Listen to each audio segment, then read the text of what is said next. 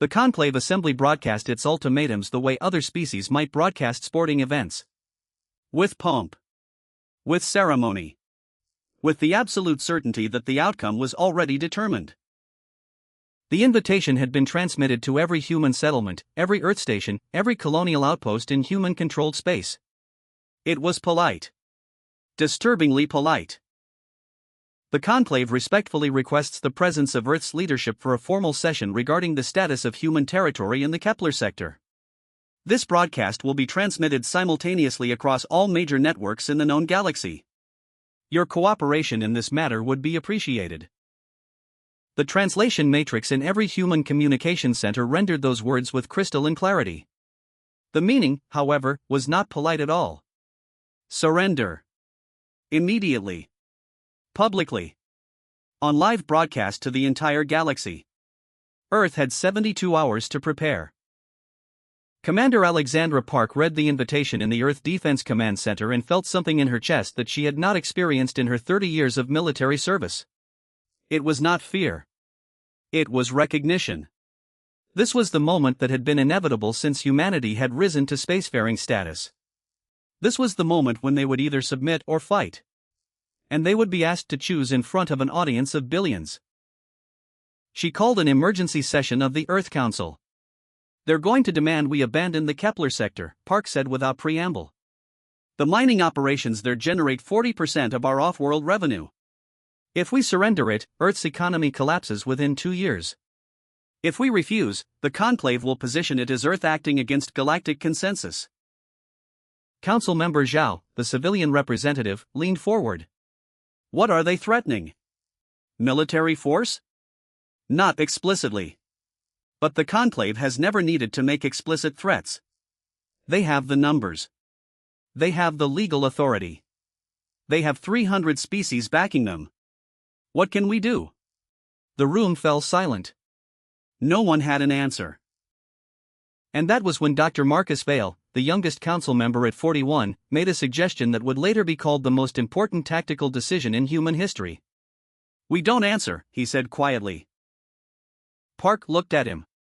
They've already sent the invitation. The broadcast is scheduled. We have to respond. I'm not saying we don't show up, Vale said. I'm saying we don't answer the question they're asking.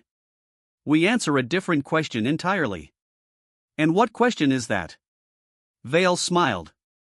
It was not a comfortable smile. Why they're afraid of us. No one outside the highest levels of Earth government knew what Vale was planning. The official response to the Conclave was that Earth would comply with the broadcast invitation. Earth's representatives would attend the session. Earth would listen to the Conclave's demands. That much was true. What was not true was that Earth would negotiate. Vale had spent his early career in communications before transitioning to governmental analysis. He understood something that most military strategists did not: the nature of power had shifted in the age of instant global communication. Physical force was no longer the only lever that mattered. Information was a weapon. Truth was a weapon. And if you controlled the narrative, you controlled the outcome. Vale assembled a team. Not military personnel. Not diplomats. Engineers. Hackers. Broadcast specialists. Artists. Historians. Philosophers. People who understood not just how to transmit information, but how to shape it into something that would force others to see the world differently. The Conclave is going to present a narrative, Vale told the assembled team. They're going to say that humanity is a threat. That we're destabilizing the Kepler sector. That we're hoarding resources that should be distributed equally. They're going to ask us to give those things up for the good of galactic peace. And what do we do? Asked Keisha Chen, the lead broadcast engineer. We show them something they're not expecting, Vale said. We show them that the real threat isn't humanity. It's the Conclave's fear of humanity. And that fear is based not on what we are, but on what they think we might become. The team looked at each other uncertainly. Vale pulled up a holographic display. It showed Earth's technological advancement over the past 100 years. Not weapons development. Not military capability. Scientific advancement. Medical breakthroughs. energy innovation, cultural achievement. This is what they see when they look at us, Vale said. Not a military threat. An existential threat. Because if humanity is allowed to develop unchecked, within 200 years, we might be as advanced as the Conclave's oldest members. Within 500 years, we might exceed them.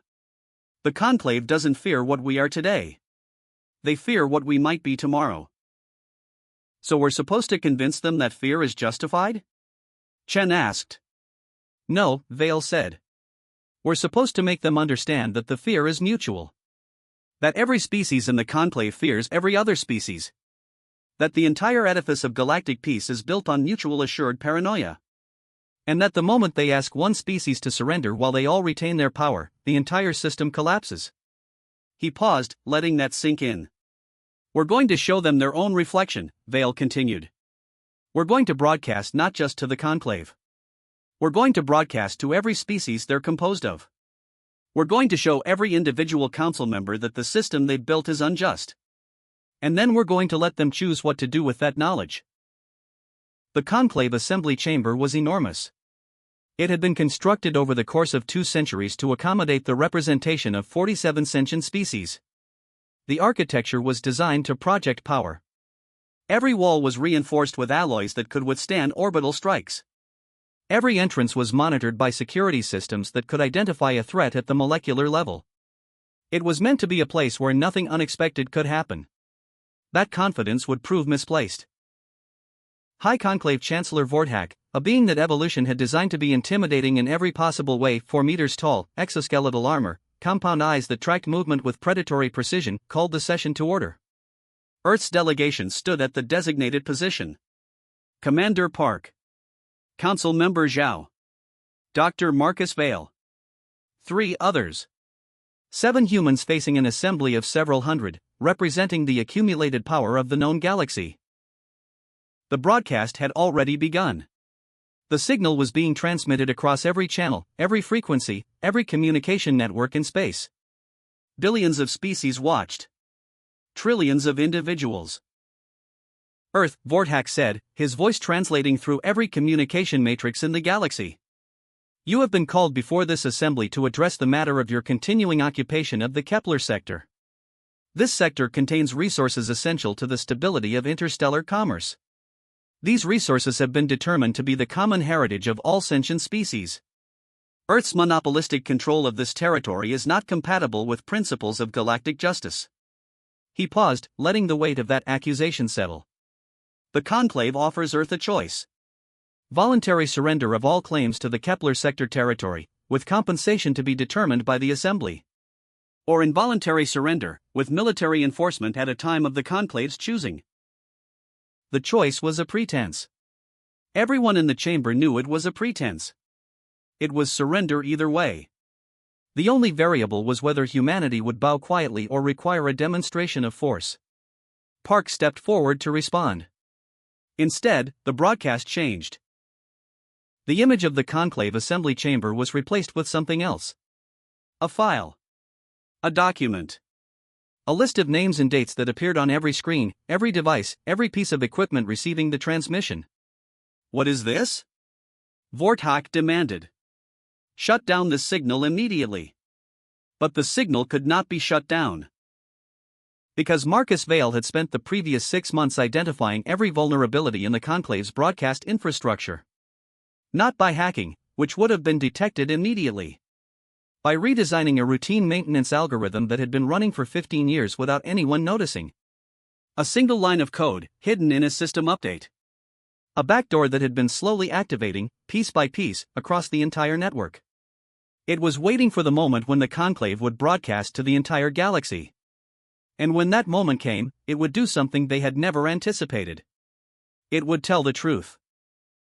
The document that appeared on screens across the galaxy was titled, Conclave Resource Exploitation Registry, Classified Level, Restricted to Executive Council. It contained data from 400 years. It documented every instance of the Conclave ordering a developing species to restrict their territory. Every instance where strategic resources had been redistributed to Conclave member worlds. Every instance where a species that had tried to resist had experienced unexplained economic collapse, communication failures, or military setbacks. The data was organized by species, by territory, by resource type. It told a story that no member of the Conclave wanted told. The Conclave was not an organization dedicated to galactic peace and justice. It was a system designed to maintain the power of its oldest, most established members while preventing any new species from rising to challenge that dominance. For 400 years, it had worked flawlessly. The presentation continued. It showed economic data. The Kepler sector, under human control, had increased in value by 3,000% in the last 20 years. That increase was not due to human exploitation. It was due to human innovation, human engineering, human labor. The Conclave was not asking for the territory back because it was being exploited. It was asking for the territory back because it could not tolerate the existence of a species that could generate such wealth independently. It showed military data. Every species in the Conclave maintained weapons systems in direct violation of their own non-proliferation treaties. The records were incomplete. The Conclave had been careful not to document these violations extensively, but enough evidence remained to show that Conclave members had been secretly developing military capabilities while demanding that younger species surrender all defensive capabilities. It showed demographic data. Over the past 50 years, every species that had been restricted from developing technology had experienced population decline. Not immediate collapse, but subtle decline. Birth rates dropping. Immigration patterns shifting. Gradual depopulation. Not because of external factors. Because restricted species were leaving. Moving to Conclave-controlled worlds.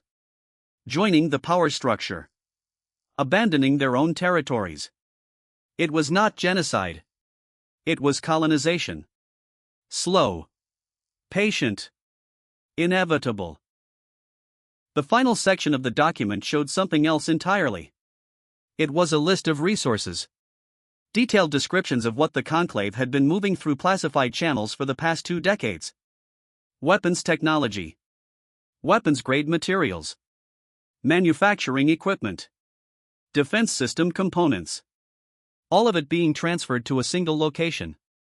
A hidden shipyard in the outer reaches of Conclave space. Where something was being built. Something large. Something that the entire Conclave hierarchy knew about but had never publicly acknowledged. "What is this?" asked Ambassador Shura, one of the few Conclave members with a reputation for actually valuing truth. "What are you showing us?" Vale stepped forward. His voice was calm. He did not raise his volume. In the profound silence of the chamber, his words carried to every corner, every screen, every viewer. "We're showing you that the Conclave is a lie," Vale said. "Not because you're evil. Not because you're consciously oppressing other species. But because the system you've created can only maintain itself through continuous oppression. It has to restrict younger species. It has to prevent innovation. It has to maintain control. Because the moment it doesn't, the moment it treats all species as equals, the entire power structure collapses." He paused. "We're showing you this because you needed to see it. All of you. Not just the leadership. Every individual species. Every member of every government. Everyone watching this broadcast." Vortak stood. His voice boomed through the chamber. "This broadcast is in direct violation of communications protocol. This information is classified. This is an act of aggression." "Against whom?" Vale asked quietly. "Against the truth? You can't be aggressive against the truth. The truth simply is. The only question is whether you acknowledge it or deny it." Park stepped forward, and for the first time, she spoke directly to the broadcast. "Earth will not surrender the Kepler sector," she said. "Not because we're defying the Conclave. But because accepting that demand would require us to acknowledge that the Conclave has the moral authority to make it. And this broadcast demonstrates that it doesn't. The Conclave is not a force for galactic justice. It's a cartel designed to maintain privilege." She turned to face Vortak directly. "But we're not asking the Conclave to surrender either. We're asking every species watching this to make a choice. To decide whether they want to continue being part of a system designed to subordinate them. Or whether they want something different. Something more just. Something that respects the agency of developing species instead of controlling them. The broadcast could not be stopped. The Conclave tried. They shut down their own broadcast center. They cut the signal from Earth's position. They did everything they could to interrupt the transmission. None of it mattered. Because Marcus Vale had anticipated that response. The backup signal was already being transmitted through 6 other relay networks operated by 6 different Conclave member species. The moment the primary signal was cut, the secondary network activated. When that was shut down, tertiary networks came online. It was a hydra. Cut off one head, and 2 more grew. Within 10 minutes, the Conclave's efforts to suppress the broadcast had made the situation dramatically worse. The very fact that they were attempting to silence the message made it clear that something important was being hidden. The galaxy, watching in real time, recognized suppression when it saw it. By the end of the first hour, the Conclave's standing had suffered damage that historians would later recognize as irreversible. Delegations from 12 species requested emergency sessions with the Conclave leadership. They wanted answers about the classified weaponry. They wanted explanations about the resource exploitation registry. They wanted clarification about the mysterious shipyard in the outer reaches. The Conclave had no good answers. Vortak attempted to spin the narrative.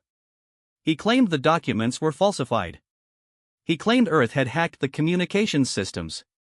He claimed this was an unprecedented violation of trust and protocol. But the documents were real. The Conclave's own security teams confirmed it. The moment they did, the narrative shifted again. If the documents were real, then the Conclave had been lying. Not making mistakes. Not operating under incomplete information. Deliberately lying to the rest of the galaxy for 400 years. By hour 6, the first species announced they were withdrawing from the Conclave. By hour 12, 3 more followed. By day 3, the Conclave assembly was in complete chaos.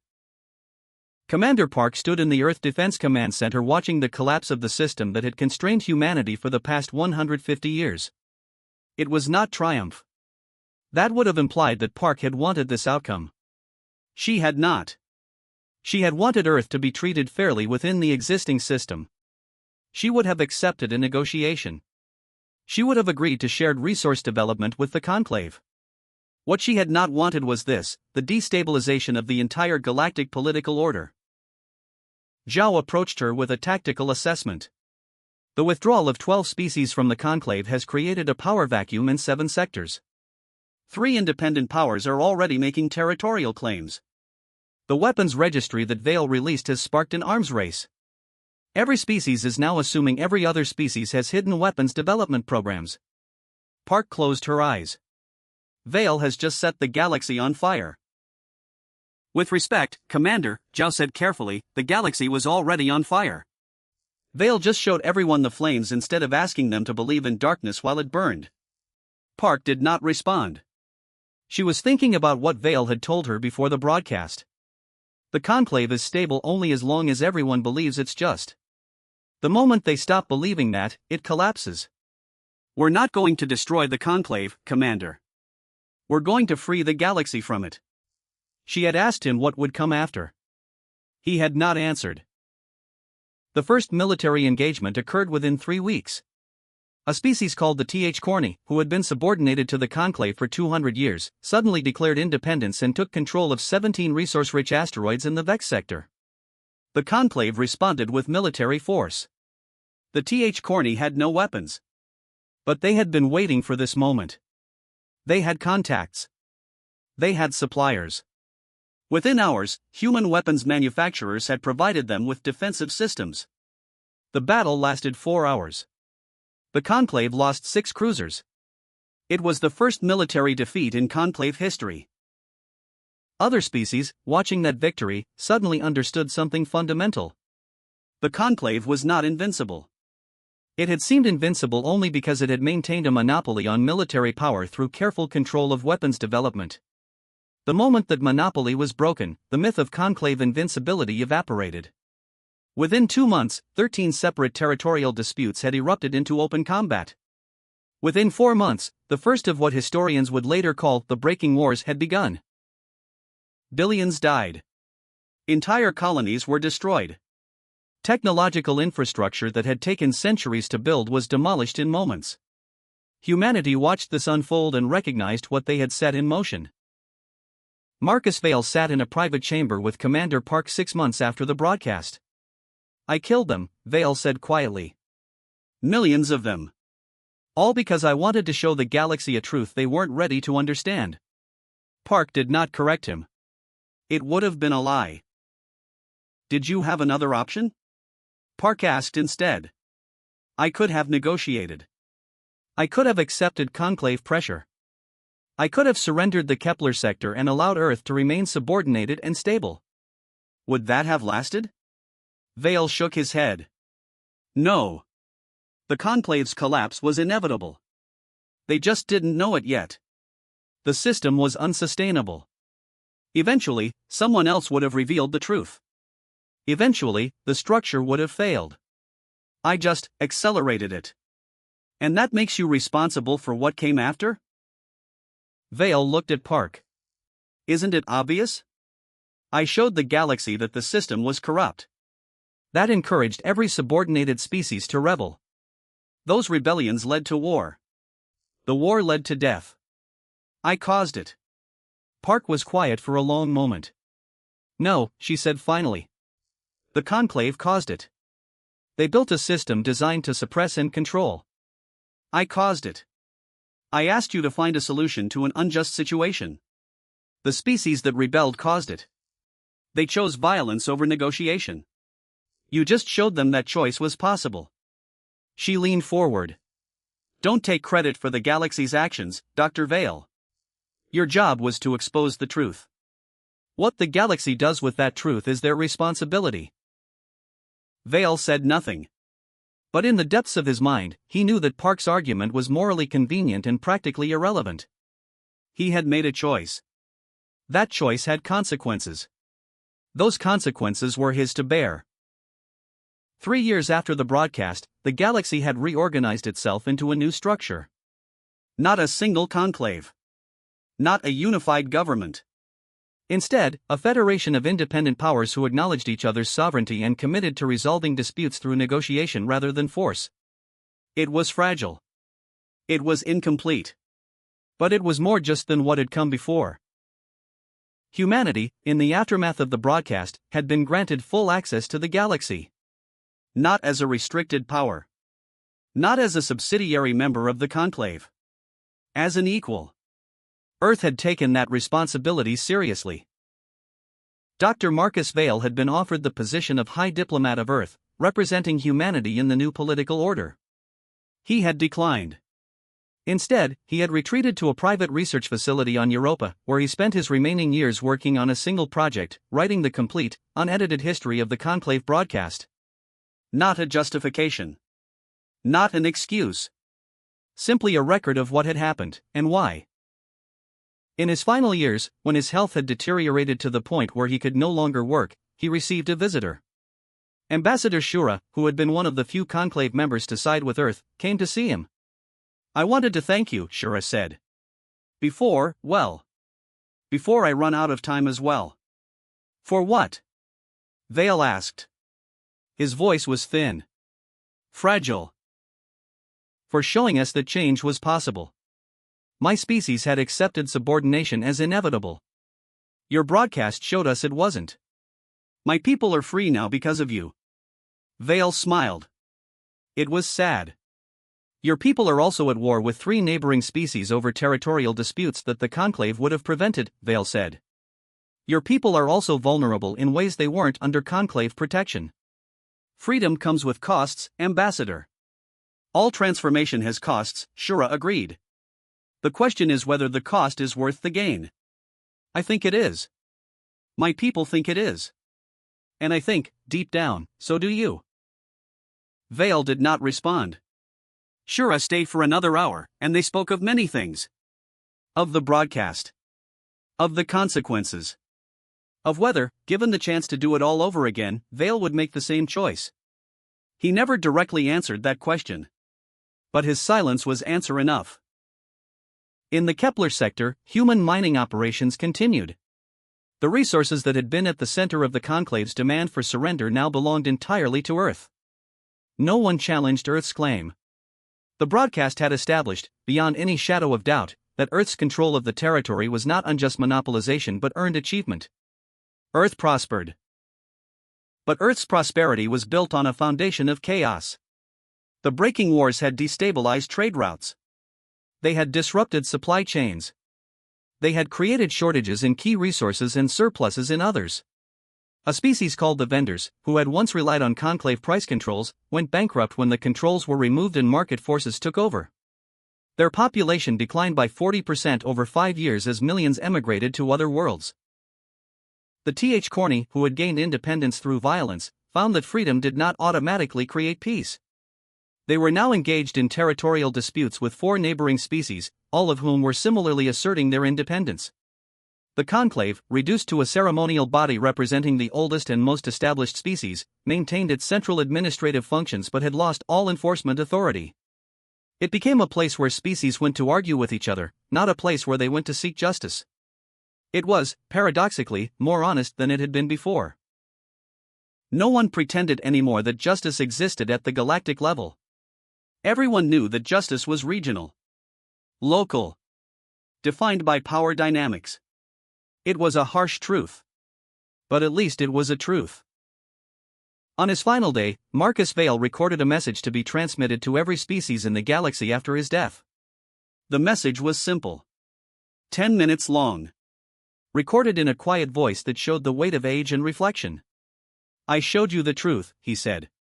The Conclave was a system built on oppression. I exposed that system. The galaxy changed. Some species became free. Some species became vulnerable. Some species became violent. But all of you made choices. I did not make those choices for you. He paused. I was asked, many times, if I regretted the broadcast. If I wished I had handled things differently. The answer is complex. I regret the lives lost in the breaking wars. I regret the destabilization that followed. I regret that truth came at such a high cost. Another pause. But I do not regret the truth itself. Truth is always worth more than comfortable lies. The question facing the galaxy now is not whether the broadcast was justified. The question is whether you will use your newfound freedom to build something more just than what came before. Or whether you will rebuild the same hierarchical systems, just with different species at the top. He looked directly into the camera. I do not think I will live to see the answer. But you will. And you will have to live with whatever you create. That is the burden of knowing the truth. Not power. Not justice. Responsibility. The message ended. High Warden North, an ancient observer who had witnessed 400 years of conclave history, sat in a meditation chamber on Arova Prime and contemplated what had transpired. The broadcast had been called an act of revolution. It had been called an act of terrorism. It had been called an act of justice. It had been called an act of cosmic treason. All of those things were simultaneously true and simultaneously false. What it had actually been was inevitable. Every system, no matter how carefully designed, eventually encounters a species intelligent enough to recognize it as unjust. Every system, no matter how stable, eventually encounters a being brave, or desperate, enough to expose that injustice. The Conclave had lasted 400 years because it had prevented that exposure through careful control of information. The moment that control was compromised, the system had failed. It was not a reflection on Marcus Vale's genius, though he was undoubtedly intelligent. It was a reflection on the fragility of all systems built on hidden truths. Orth wrote in his personal records, the broadcast did not cause the Conclave's fall. The Conclave caused its own fall by building itself on foundations that could not withstand examination. Marcus Vale simply ensured that examination would occur. Whether this was justice or tragedy, I cannot say. Perhaps it was both. He closed the record. The galaxy would continue. The freed species would create new hierarchies, new injustices, new systems in need of exposure. And eventually, some being would arise who had the courage and the means to broadcast the truth again. This was the pattern. It had always been the pattern. And it would always be the pattern. Until the galaxy learned that truth did not require revolution. That justice did not require exposure of hidden systems. That the simplest path to a better galaxy was to build systems transparent enough that exposure was unnecessary. Orth suspected the galaxy would never learn that lesson. But hope, even false hope, was something worth maintaining.